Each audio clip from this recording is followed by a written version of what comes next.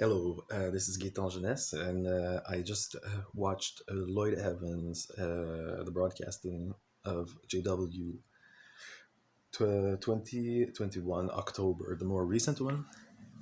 And wow, uh, and with the comments of Loyde Evans was quite interesting. I thought, especially concerning what they're telling people to say when they go preach. I found that it's very sorry. It's very close to what Spoonfed No More was, I think, the approach there with the friendliness, with the pretending to care, with the smiles, with the love bombing.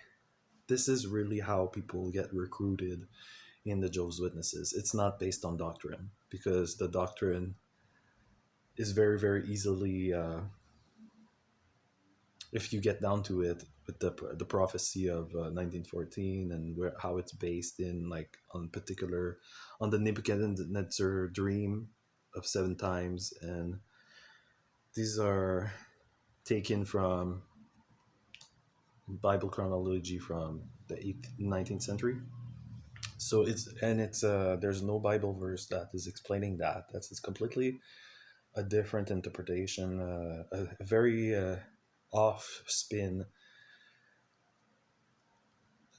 that the Bible does not say. This is the complete interpretation of supposedly the faithful and discreet slave uh, that received this light. But when you see that this is not based on a good argument and it's all based on that, then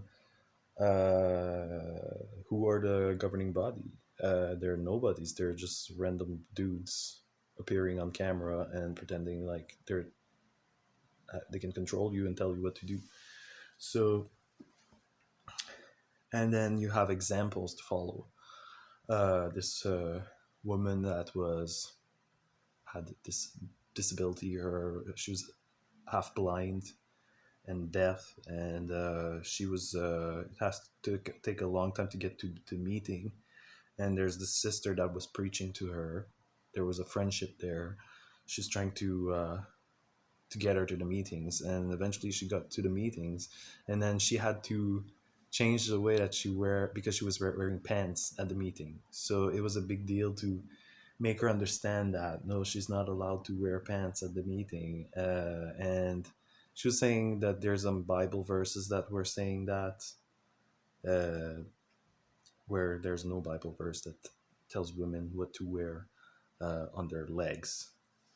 So uh, and then it took her for 1 year to finally cave in and say, "Oh, okay, I'll put that dress, I'll put that skirt, uh, like it says in the publications that I should do." And it took 6 years for that woman to get baptized, and the lady that brought her in, she was so happy. She's saying that she's blessed because she participated in getting this woman to become a Jehovah's Witness. But the thing is, she was, so you could see the coercion, because it wasn't on her part that she didn't show enthusiasm or drive or wanting to join the organization. She was more bullied into it. Uh, she was valuing the friendship. She was saying, "Oh, okay, I'll do it. I'll do it," because the girl was keeps insisting. Uh, so it was more a question of the love bombing, and not a question of seeing the red flags. So that's how it happened. Uh, After that, there was a very interesting part about uh, how to talk to people when you're going to preach. If you're one of Jehovah's Witnesses, they actually have learned presentations on how to speak to non Jehovah's Witnesses. And they were saying that the main goal is just to start a conversation. So here's the tactic that is right there. It's a strategy. This is what Jehovah's Witnesses are learning. They're getting down into strategies of how to uh, deceive people into joining the religion, into the recruitment process. And one of the things that they were teaching them is to be friendly, to show care, concern, and emotional support, and showing that you care about somebody's problems or their personal problems. You had an example of two sisters that were talking. Well, one is supposedly like this is a play on like this is say you're meeting somebody in the preaching. There's this girl that is Portuguese, so they have a common language. They both speak Portuguese. They're both the same culture. I think me and Spoonfed the More, same thing. We're both French from Quebec. So there's a similar culture there. So they're cashing in on that, and then there's all the smiles and there's the fake interest in somebody's problems. So the girl was saying, "Well, I moved from Rio de Janeiro, and adaptation is hard because I'm in a new country. I had to leave my son there." So she was showing herself, oh, like she's caring and supporting her, and but that is fake because it's learned. This is actually a tactic. It's a strategy. Once the conversation is started, they're saying, okay, just sit back and relax and see if the person actually becomes a Jehovah's Witness. So that was very eye opening. So it's good to know that when a Jehovah's Witnesses are approaching you, uh, this is what they're programmed to do. This is what their agenda is. So it was very exposed. Uh, that's what they're doing. So it was quite interesting to see. And then there's this guy that was talking about like discipline and don't judge your fellow brother even if they're abusive to you, even if they're sexually abusing you. You want to be seeing them as your coworker in the service. Uh, so they're excusing toxic behavior to keep the friendship and stuff like that. So just not a very healthy way of handling things, of staying in abusive situations and relationships instead of leaving. I know you can't always leave, but I know sometimes that's a better thing.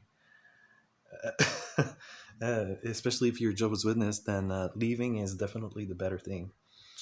And then there's a postcard from Madagascar, and there's this brother that was making 12 hours, I think, of boat ride to get this tape of the Jehovah's Witness convention. So again, the same narrative reminded me when I was at JW. They had always these crazy examples that you're needing to follow. Oh, this woman is blind. She can't even walk straight, and here she's going to this meeting super far from or these brothers are missionaries and they need to be in persecution. They're in poverty and they're still devoting themselves 100% to God. uh, th- these are examples to follow. uh, so kind of extreme doesn't take into account the person really. They're expected to do so much sacrifice. And what else?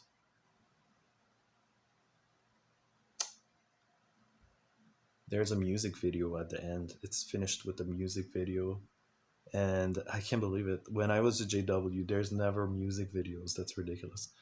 But when I was at JW, anything that had to do with anything modern was frowned upon. You couldn't even listen to pop music, and now they're making pop music videos with actors that are pretending to get baptized and it's a big celebration. And these actors are saying that they need to give up higher education to get to. This is the message: give up higher education to join the preaching work and get go to the assembly. And there's gonna be a lot of love that is gonna come. But if it's based on love and it's not based on solid arguments, or if the doctrine doesn't work, you can't really rely on just friendship or love to join an organization. That would not be wise. And this organization is just doing pop music when they used to tell you're not allowed to listen to pop music. That pop music is the world's. Uh,